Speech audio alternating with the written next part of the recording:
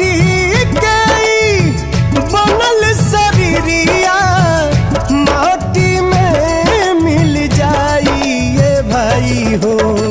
केहू कुछ लेके नहीं जाई, केहू कुछ लेके नहीं जाई ये भाई हो।